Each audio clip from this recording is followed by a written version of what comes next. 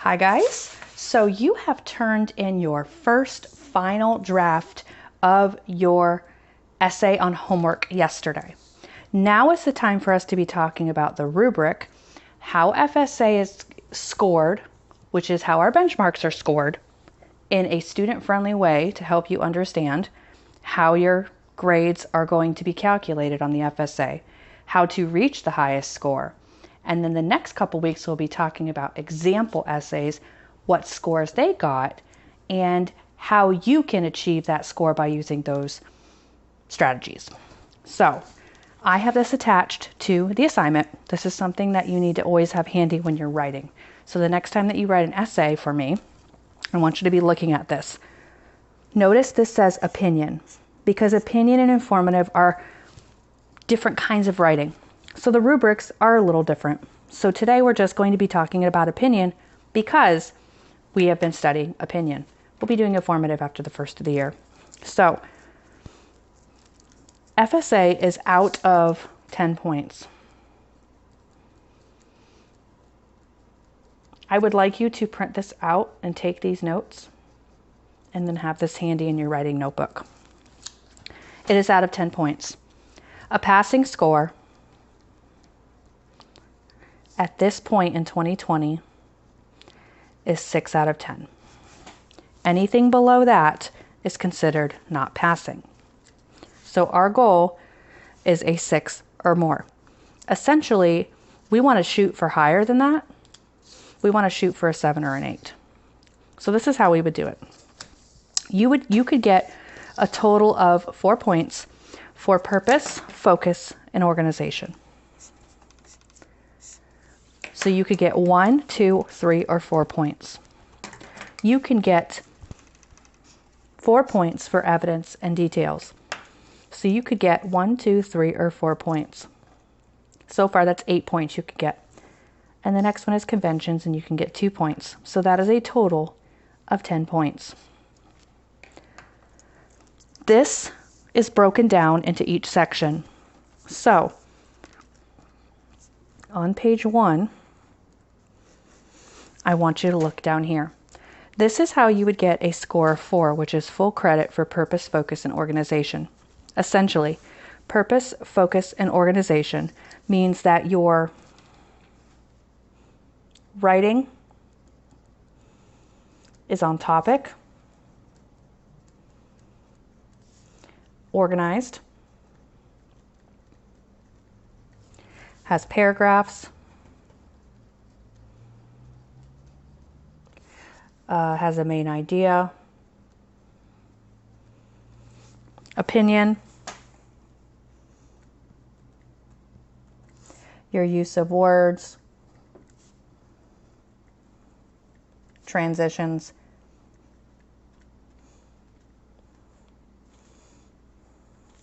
and details.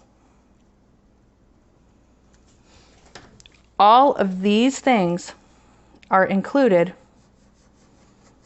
in purpose, focus, and organization. So how would I get a score of 4? Okay, well, we're going to do this in green because that's where we want to be. We want to be above a 2. Okay? My writing response is fully supported and always focused with the purpose, audience, and task. Mrs. Ray did a video on purpose, audience, and task. Maybe I should go rewatch that video to make sure I have that in mind. My writing is clearly organized in a logical order and is complete. So Mrs. Ray did a video on logical order and rearranging texts. Maybe I should check that one out in case I'm not sure what that is. My writing includes most of the following. Okay, so your writing is organized. You wrote on the prompt. You know what your purpose of writing is, to persuade, to inform. You're writing an opinion piece for this. You know that that's what you're doing. Your writing is organized into paragraphs, and it makes sense. You don't bounce from idea to idea, and you finished it. You don't have 3 paragraphs and no conclusion. You have beginning, middle, and end, and it's finished.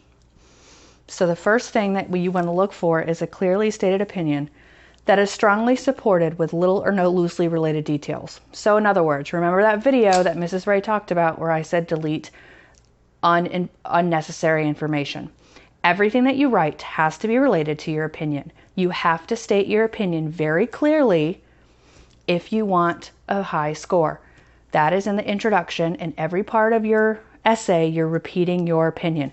I believe that homework is unnecessary. I believe that homework is important. I want my reader to understand that that is the most important thing in my essay. That is what everything I'm writing is about. I don't have anything that's unrelated. So that is what the delete unnecessary information video comes into play there. Expert, which means not just first, second, third, then last. It's first things first, first and foremost, moving on, in addition to, in conclusion, to sum it up, to wrap it up, things like that. Expert use, 5th grade level use of transitional words and phrases. Okay, doesn't just have to be at the very beginning. I can have, for example, moving on throughout my paragraph. That is another video Mrs. Ray did where it was dare to revise, add details and transition words. So check that one out too. Well organized ideas from the beginning to the end and a written introduction or conclusion. If you are missing an introduction and a conclusion, you cannot get a score of 4 or a 3. You will get a maximum of a 2. You have to have an introduction and a conclusion to get a 3 or a 4. So if you are getting to the end and you wanted to write 5 paragraphs and you are running out of time, you need to skip some lines, write that conclusion, and then fill in the blanks. Because if you don't have a conclusion, you will get a lower score than if you had 3 full paragraphs and no conclusion. Okay? So that's how you get a score of 4. Now the difference. I'm going to highlight the difference. Actually, I underlined. Acceptable use versus expert use. Acceptable use means that you used good transitions, but they could get better. Okay? You use them in every paragraph. If you do not use them in every single paragraph, you will be marked a 3. You have to use them in every paragraph, and they have to be very good ones. Okay? All of them. If you use a couple of good transitions in the first paragraph, in the second paragraph, but the third paragraph, it's a lower transition, they're going to give you a 3, not a 4. Okay? A stated opinion, but there are some of those details that are unnecessary. It is not clear. Couple things you're like, I don't know what that has to do with what you're saying. Then you have organized ideas with an acceptable introduction and conclusion. You do not want something that's acceptable. You want a well-written introduction. If you follow Mrs. Ray's introduction tips and her conclusion, add a conclusion, those will get you a higher score. Okay? Now let's look at the 2, which we don't want to get. The difference is, it says my writing response is somewhat supported with a purpose, audience, and task, but it has unrelated information. My writing has unpredictable organization. My writing might include. So in other words, I don't know what I'm writing. I'm not sure who I'm writing to.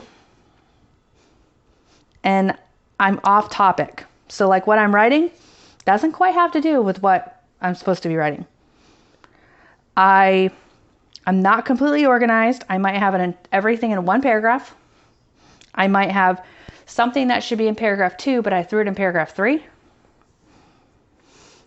Then at the bottom it says an opinion that's only partly focused. I'm not really sure what side I'm on. My reader might have to guess because I'm showing side opinions from both sides. I need to pick one side.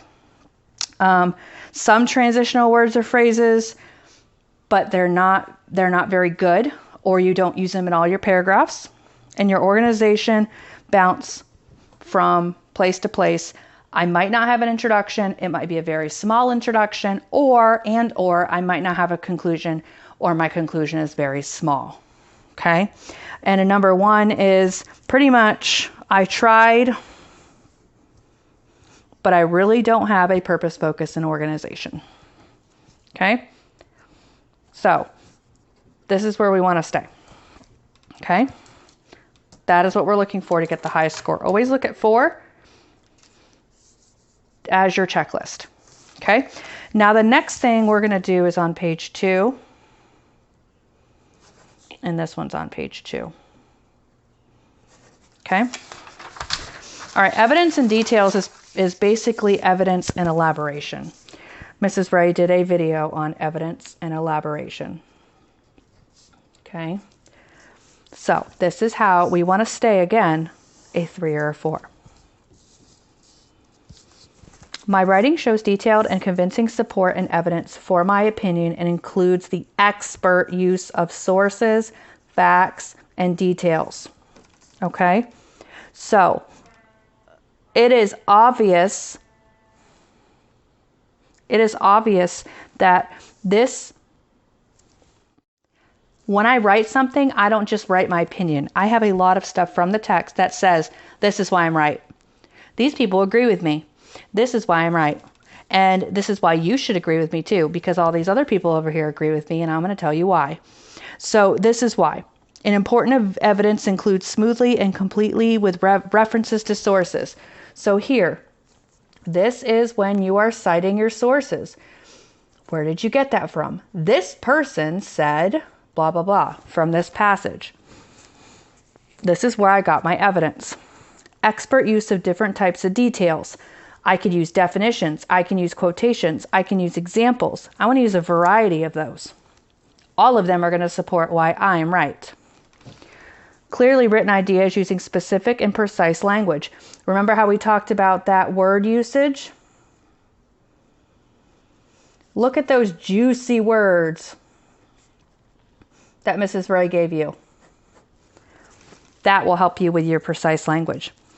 Academic vocabulary is clearly and appropriate for the audience and purpose. Again, right there. If you're supposed to be writing to your principal, are you writing words that would go to a principal? You're not going, hey, what's up, homie? No, you're talking to your principal. You need to be very formal, high words. You want to be respectful in what you say because you're talking to a principal. So think about who you're writing to, and it is appropriate for your audience. Okay? And many types of sentence structures. I don't want to say, I read this. I read that. I feel like this. I said this. So you want to have a variety. Otherwise, it can get really boring. And then you can see in the difference here that the difference is acceptable between convincing. And they're all the same. It just has a little bit of a variety of different words. So let's go here and reach that goal. Okay? Now the last thing is conventions. This is your grammar. This is why Mrs. Ray showed you cups. There are 5 videos for this. If you have words that are not spelled correctly, if you have punctuation that's incorrect, if you have capitalization that's not correct, if you have word usage, verbs, nouns, things that are not used correctly, you will get a 0 or a 1. You have to have minor errors, little bitty errors in word usage. You don't use the same error over and over, like you spell the same word over and over again. Okay? That is how you get a 2. Not many people get a 2, but you need to work toward that. Okay? Your goal is a 1 or a 2, but we want to stick at 2. So use all of the resources that Mrs. Ray has given you. So next week, we're going to be focusing on looking at different kinds of essays, what their scores were, how they scored that, and how you can score that too.